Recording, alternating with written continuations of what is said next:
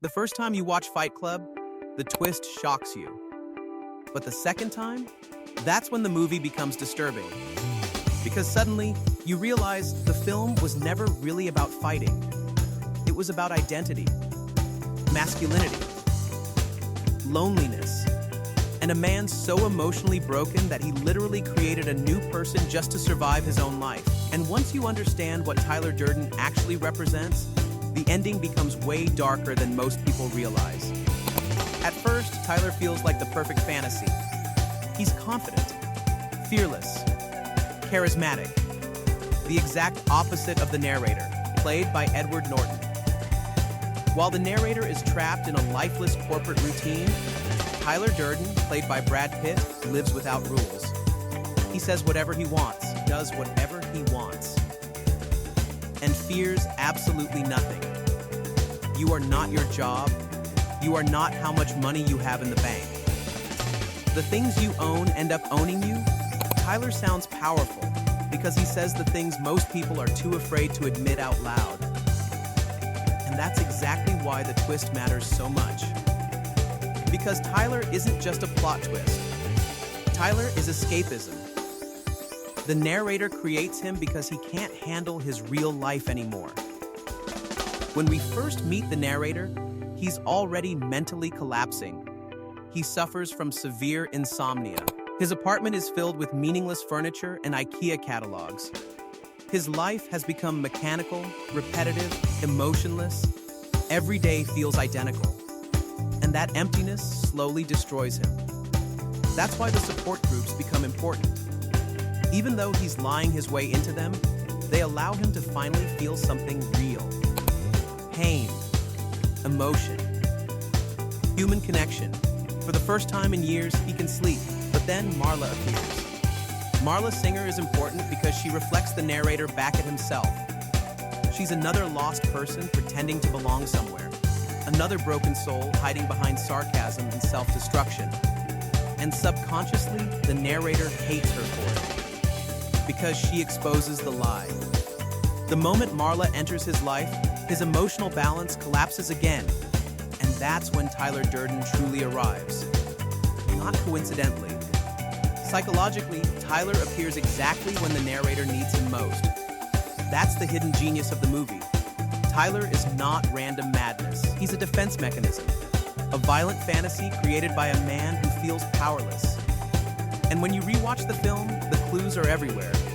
The movie literally flashes Tyler on screen before he officially appears. Tiny subliminal frames hidden throughout the opening act. Most viewers barely notice them the first time. But subconsciously, you do. Just like the narrator subconsciously creates Tyler before fully realizing it himself. That's why the reveal works so perfectly. The film isn't lying to the audience. It's trapping us inside the narrator's fractured perspective. We only see reality the way he sees it. And because he believes Tyler is real, so do we. That unreliable narration changes the entire movie on a second watch. Suddenly, every interaction feels different.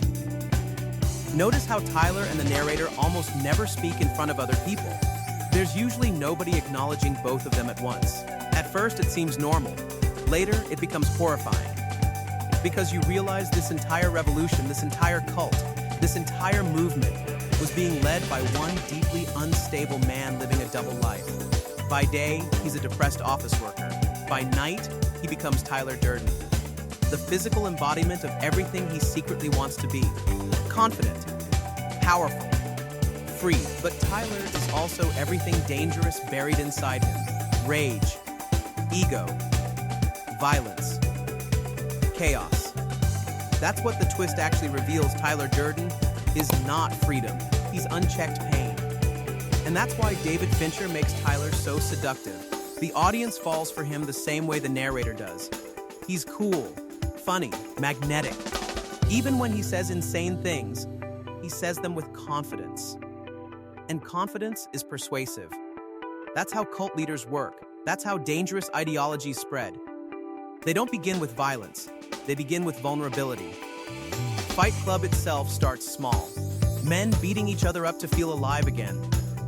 to escape numbness, to reclaim identity in a world that makes them feel invisible. And weirdly, it works. The fights give these men purpose. Pain becomes emotional release. For a brief moment, they feel real again. But then Tyler pushes things further, and further, and further, until Fight Club transforms into Project Mayhem, a full-blown extremist movement built around obedience, destruction, and loss of individuality. That transformation is the real warning hidden inside the film. The narrator thinks Tyler is liberating him. In reality, Tyler is consuming him. Notice how the members of Project Mayhem stop having names, stop thinking independently, stop questioning orders. They become followers, identical, controlled. Ironically, Tyler claims to fight consumer culture and conformity, while building a system that demands absolute conformity. That contradiction is intentional. Tyler isn't a hero. He's what happens when pain turns into fanaticism. And the scariest part? The narrator doesn't fully realize this until it's too late. One of the most disturbing scenes on rewatch is the car crash sequence. At first, it feels like Tyler and the narrator arguing. But once you know the twist, the scene changes completely. Tyler lets go of the steering wheel and tells the narrator to surrender control. Let go? That line is symbolic. Because Tyler represents the part of the narrator that wants total destruction. No rules, no fear, no restraint, and the narrator is slowly losing control over him. Or, more accurately, losing control over himself. That's why the reveal becomes tragic instead of just shocking. This isn't really a story about split personalities. It's about self-hatred. The narrator hates his weakness so much that he invents a stronger version of himself. But Tyler isn't balance. He's extremity. Tyler does all the things the narrator secretly wishes he could do. Sleep with Marla. Reject society. Fight without fear. Destroy systems. But eventually, Tyler becomes uncontrollable because rage without limits always consumes the person carrying it. That's why the final act matters. When the narrator finally understands the truth, he realizes Tyler was never saving him. Tyler was erasing him. And that final confrontation is really one man battling himself for control of his identity. That's why the ending is symbolic rather than literal. The narrator shooting himself isn't just about killing Tyler. It's about rejecting the fantasy. Rejecting the illusion that violence and destruction can fix emptiness. For the first time in the movie, he takes responsibility instead of escaping into another personality. And yet, the ending remains deeply unsettling. Because even after Tyler dies, Project Mayhem succeeds. The buildings still collapse. The movement still exists. Tyler's ideology survives. That final image, the narrator holding Marla's hand while the buildings explode, is strangely beautiful and horrifying at the same time. It feels calm, peaceful, almost romantic. But underneath that moment is mass destruction. And that contradiction perfectly captures what Fight Club is really about. People often misunderstand the movie because Tyler Durden is so charismatic. Some viewers idolize him, quote him, treat him like a revolutionary hero. But the film is actually critiquing that mindset. Tyler represents what happens when loneliness, masculinity, consumer frustration, and emotional repression spiral into extremism. The narrator wanted meaning. Tyler gave him chaos. And chaos felt empowering until it became impossible to control. That's why the twist changes everything. Because suddenly the movie stops being about anarchy and starts becoming a tragedy about identity.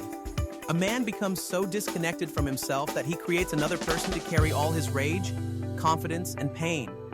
And the terrifying part is how understandable it feels. Most people have a version of Tyler inside them, not literally, but emotionally. The version of ourselves we wish we could become. Fearless, untouchable, free from anxiety, weakness, and insecurity. That's why the twist hits so hard, because Tyler Durden isn't just the villain. He's temptation. He's the seductive fantasy of escaping reality completely. And David Fincher shows how dangerous that fantasy becomes when someone stops seeing other people as human beings and starts seeing destruction as liberation. In the end, the narrator finally understands the truth Tyler never did. Freedom without humanity becomes emptiness. And the moment he lets go of Tyler is the first truly honest moment of his entire life. If you enjoyed this video of Fight Club, subscribe for more deep dives into movies with hidden meanings, disturbing twists, and endings that completely change on rewatch.